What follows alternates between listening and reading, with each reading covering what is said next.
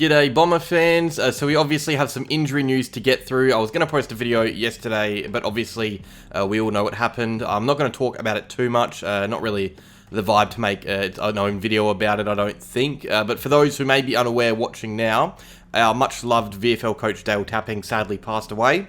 He's had a pretty tough battle with cancer, which he seemed to be on top of, but unfortunately yesterday morning the club announced his passing. It's just horrible news. It's never fun to talk about, but especially when it's someone who was just clearly so loved by everyone who knew him. I was never lucky enough to meet him, but I've heard from those who have that he was just an exceptional bloke. He's not only going to leave a hole in our footy department, we obviously need a new coach and everything, but his passing is just going to leave a hole in many lives now too. So condolences to his family and to those lucky enough to have known him.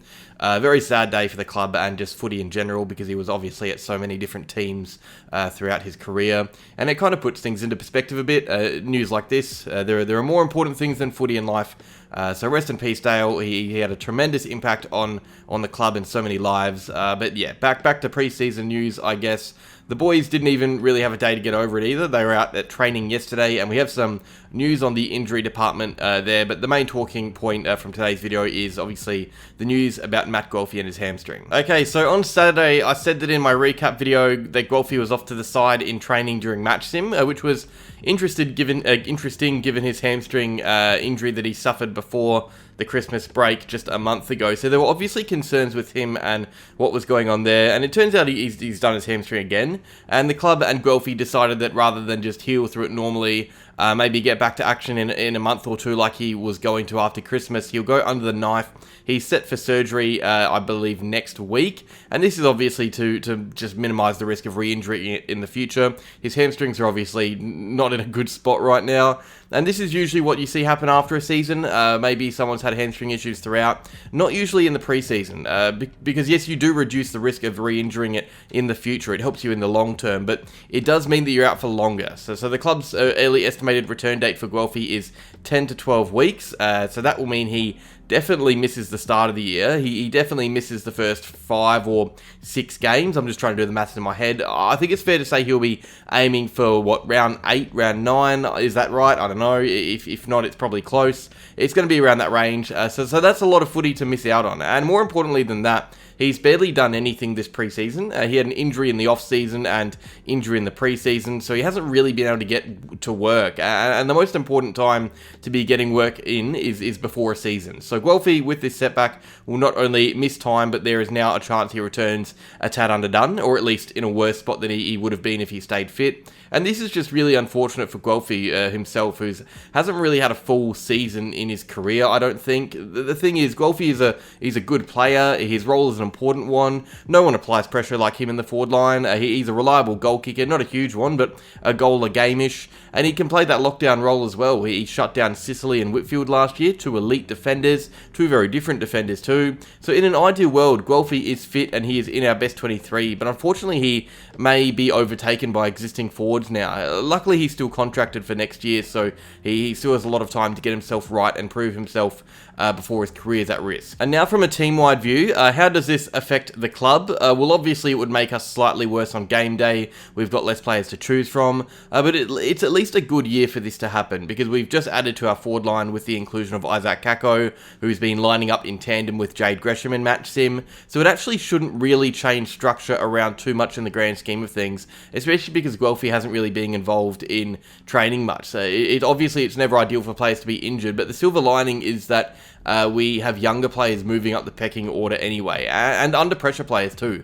Menzies and Davey, for example, they're both out of contract this year. They're both at risk of a delisting. They can now contend for that third small spot and build some confidence for that contract extension that they want to have. Obviously, Davey is also injured right now, but he will return before Guelfi. And also Reece Unwin, this makes a debut more likely for him, just because he has less players to overtake now. In fact, right now, if Gresham was to suffer an injury, or Kako, it could well have Unwin lined up for a start. That is all it takes now, and that is partly because of our depth being worn thin by injuries to this zone, but also because he's looked alright at trainings. So this Guelfi injury does reduce the quality of depth in the forward zone, but in a developmental year, it could lead to some young players or fringe players getting a crack and impressing maybe. That is the hope at least. Some more news from the track, and this comes from EFC Track Watcher, an incredible account, give it a follow.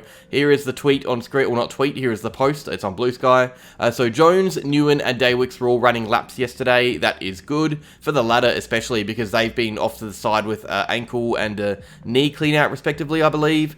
Jones had rolled his ankle recently and he's been easing back from that. Doesn't seem to be an issue worth worrying about, I don't think, but then again, neither did Ridley's when we first saw him off to the side, so you never really know, but Jones should be fine, I think. Mackay is now back in full training. This was expected. He had that ankle clean out and has slowly been getting back into action. He didn't play match sim on Saturday, but he did do a lot of work before and off to the side as well. So the expectation is for him to play match sim this Saturday, and then our practice game against the Dogs as well. The next three are interesting, Parish, Laverty and Durham. Let's focus on Parish because he really needs to be getting work in. He needs a big preseason. He needs to show up round one in great shape.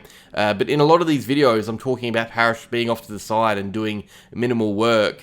We got to hope we see him back really soon. Durham and Laverty, I'm getting worried that Durham's got a little niggle too. Hopefully we see those worries squashed with a match sim feature on Saturday. Nick Cox is another worrying one. He has that lingering concussion. He wasn't there again. Now, I don't know anything about his past concussions, but from my own experience, I know that repeat concussions can lead to symptoms lingering, and it can even be easier for concussions to occur. It could take less contact after you've had a few. This is why you see guys take proper time away from contact sometimes after 1 or 2 or 3 concussions in a row. Not one, sorry, 2 or 3 concussions in a row. Cox obviously had that contention, or sometimes one actually. But yeah, sorry, Cox obviously had that contentious concussion last year against the Suns, I think. The contact didn't look hard at all, and that could be a worry.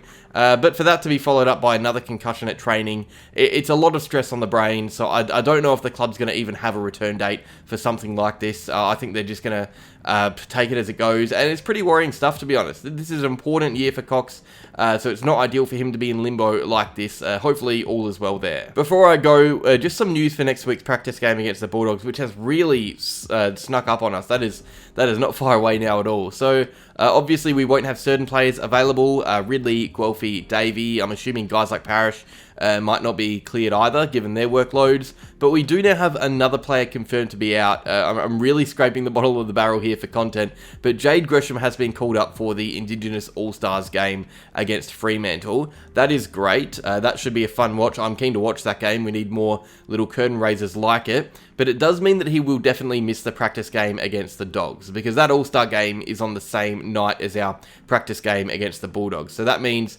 we will be without Gresham, without Guelfi, without Davey, meaning the small forwards to choose from are Kako, Menzie and Unwin, unless we try something else out. But honestly, I like this. Gresham gets to have fun representing the jumper. He'll feel proud with that. That is awesome for him. Good achievement. But the club might also get to have a look at someone who wouldn't have got a look in if Gresham was available. Maybe a Reece Unwin type. I don't know. We'll find out next week for that, but that can only be good things, I think, for us in a practice game scenario. I still don't even know what squad sizes are or what type of match sim will be played for that game, so there's plenty more on that to come.